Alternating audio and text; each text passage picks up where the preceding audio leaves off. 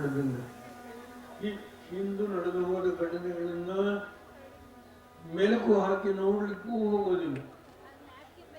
ಯಾವ ದೇವೇಗೌಡ ತುಮಕೂರು ಜಿಲ್ಲೆಗೆ ನಾನು ಲೋಕಸಭಾ ಅಭ್ಯರ್ಥಿಯಾಗಿ ನಿಲ್ಲಕ್ಕೆ ನಾನು ಎಂದೆಂದೂ ಬಯಸ್ತೇನೆ. ನಾನು ರಾಜಕೀಯದಿಂದ ನಿವೃತ್ತಿ ಆಗಬೇಕು ಅಂತ ಹೇಳಿ 2018 13 ಮಾರ್ಚ್ ನಾನು ಲೋಕಸಭೆಯಲ್ಲೇ ನಾನು ನಿಲ್ಲಲಿಲ್ಲ. ಚುನಾವಣಾ ರಾಜಕೀಯ ಸಾಕಾಗಿ ನನಗೆ ಅದರ ಅವಶ್ಯಕತೆ ಇಲ್ಲ ನನಗೆ. ಆದರೆ ಯಾವ ರೀತಿ ತುಮಕೂರು ಜಿಲ್ಲೆಯ ಕೆಲವು ಮುಖಂಡಗಳು ನನ್ನನ್ನು ಇಲ್ಲಿ ಬಲಿಪಶು ಮಾಡಿದ್ರು ಅನ್ನೋದ್ರ ಬಗ್ಗೆ ಕೂಡ ಅವರ ಹೆಸರನ್ನೂ ಹೇಳಲು. ಇವತ್ತು ಮಧುಗಿರಿ ಮಹಾಜನತೆ 18,000 ಮತಗಳ ಅಂತರದಲ್ಲಿ ವೀರಭದ್ರಪ್ಪನವರು ಗೆಲ್ಲಿಸಿದರೆ, ಆದರೆ ನನ್ನ ಚುನಾವಣೆಯಲ್ಲಿ ಏನಾಯಿತು ಗೊತ್ತಿಲ್ಲ ನನಗೆ. ಅದಕ್ಕೆ ಯಾರ ಕಾರಣ ಅನ್ನೋದು ಬೇಡ.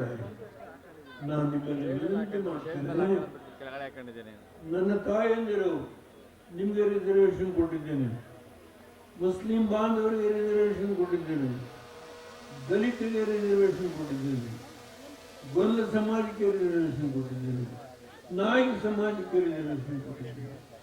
ಹಿಂದಿನ ಸಭೆಯಲ್ಲಿ ಒಬ್ಬ ಗೊಲ್ಲರ ಹುಡುಗ ಒಂದು ಕುರಿನ ಹೊತ್ಕೊಂಡ್ಬಂದು ನನ್ನ ತಲೆ ಮೇಲೆ ಇಟ್ಟು, ನಾನು ಕುರಿ ಹೊರೋ ಶಕ್ತಿ ಇದೆಯೋ ಈ 90ನೇ ವಯಸ್ಸಿನ ಪರೀಕ್ಷೆ ಮಾಡಿದ, ನನಗೆ ಹೊರುವ ಶಕ್ತಿ ಇದೆ, ಆದರೆ ಮಂಡಿ ನೋವಿದೆ, ಎದ್ದು ನಿಂತ್ಕೊಳ್ಳೋದು ಕಷ್ಟ ಆಗುತ್ತೆ.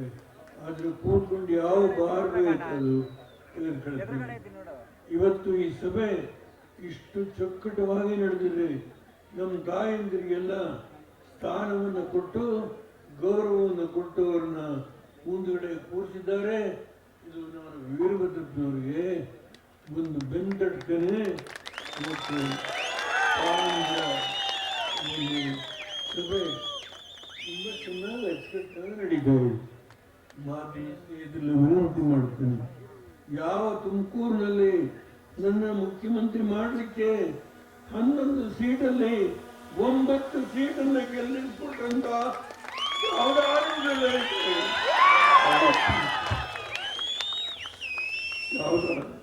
ಒಂದು ಬೆಂತಡ್ತೇನೆ. ಮತ್ತು ಸಭೆ ತುಂಬ ಚೆನ್ನಾಗಿ ಅಚ್ಚುಕಟ್ಟಾಗಿ ನಡೀತಾವೆ. ಮಾತಿ ಇದರಲ್ಲಿ ವಿನಂತಿ ಮಾಡ್ತೇನೆ, ಯಾವ ತುಮಕೂರಿನಲ್ಲಿ ನನ್ನ ಮುಖ್ಯಮಂತ್ರಿ ಮಾಡಲಿಕ್ಕೆ 11 ಸೀಟಲ್ಲಿ 9 ಸೀಟನ್ನು ಗೆಲ್ಲಿಸ್ಕೊಟ್ಟಂತ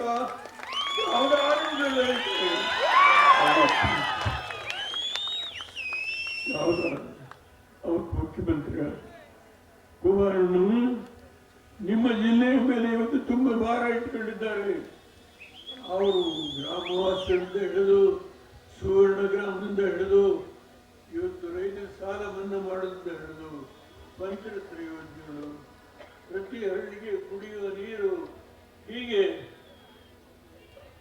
5,000 ರೂಪಾಯಿ ಪೆನ್ಷನ್ ಕೊಡೋದು ರೈತರಿಗೆ, ಹೆಣ್ಣು ಮಕ್ಕಳಿಗೆ ಇವತ್ತು 6,000 ರೂಪಾಯಿ ತೆರಿಗೆ ಭತ್ಯೆ ಕೊಡೋದು, ಹೀಗೆ ಹಲವಾರು ರೈತರ ಸಾಲವನ್ನು ಮಾಡೋದಷ್ಟೇ ಅಲ್ಲ, ಅವರಿಗೆ ಯಾವುದೇ ಸಾಲವನ್ನು ತೆಗೆದುಕೊಳ್ಳಬಾರದು. ಎಕರೆಗೆ 10,000 ರೂಪಾಯಿ ಸರ್ಕಾರದಲ್ಲೇ ಕೊಡೋದು, ಹೀಗೆ ಹಲವಾರು ಅವರು ಕೊಟ್ಟ ಮಾಟನ್ನು ನಡೆಸ್ಕೊಳ್ತಕ್ಕಂಥ ಯಾವುದಾದ್ರೂ ಒಬ್ಬ ರಾಜಕಾರಣಿ ಈ ರಾಷ್ಟ್ರದಲ್ಲಿದ್ದರೆ ಅದು ಎಚ್.ಡಿ. ಕುಮಾರಸ್ವಾಮಿ. ನಾನಿಲ್ಲಿ ಕೈ ಮುಗಿದು ಪ್ರಾರ್ಥನೆ ಮಾಡ್ತೇನೆ. ಮಾತಿನ ಸ್ನೇಹಿತರು ಎಲ್ಲ ಮುಂದಡೆ ಇದ ರೀತಿ ವೀರಭದ್ರರು ಈ ವೇದಿಕೆಯಲ್ಲಿ ಕೂಡಿತಿರ್ತಕ್ಕಂಥ ಎಲ್ಲ ಮುಖಂಡಗಳ ಹೆಸರನ್ನ ಸಾಲಾಗಿ ಹೇಳಿದರು. ಇಬ್ರಾಹಿಂ ಉತ್ತಮವಾದ ಭಾಷೆ ಮಾಡಿದ್ದಾರೆ. ಮಾತಿನ ಸ್ನೇಹಿತರಲ್ಲಿ ವಿನಂತಿ ಮಾಡ್ತೇವೆ, ಯಾವ ದೇವೇಗೌಡ ಇಲ್ಲಿ ನಿಲ್ಲಲಿಕ್ಕೆ ಪಾರ್ಲಿಮೆಂಟ್ಗೆ ನಾನು ನಿಲ್ಲಿಲ್ಲ ಅಂತ ಹೇಳೋದನ್ನು ಕರ್ತಂದು ಇಲ್ಲಿಂದ ನಾನು ಕಣ್ಣೀರು ಹಾಕಿಕೊಂಡು ಹೋಗುವಂತ ಒಂದು ಕೆಟ್ಟ ಸನ್ನಿವೇಶವನ್ನು ಯಾರು ನಿರ್ಮಾಣ ಮಾಡಿದ್ರು ಅವರ ಕಣ್ಣೀರನ್ನ ಇವತ್ತು ನೀವು